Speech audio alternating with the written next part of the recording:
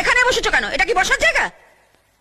এটা বসার জায়গা নয়, এখানে যে গদি পাতা আছে এটা তোমার বসার জায়গা নয়, ওঠো এখান থেকে। ও তাহলে তাহলে কার বসার জায়গা? এ বাড়ির লোকেদের।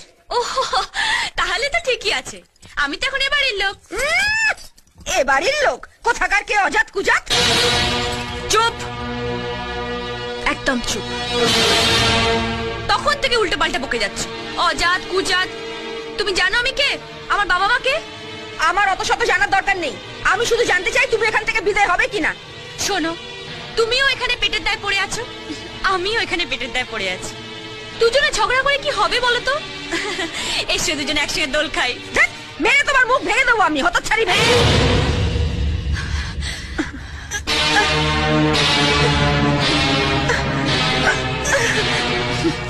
কথায় কথায় ছোবল মারার অভ্যেসটা ছাড়ো।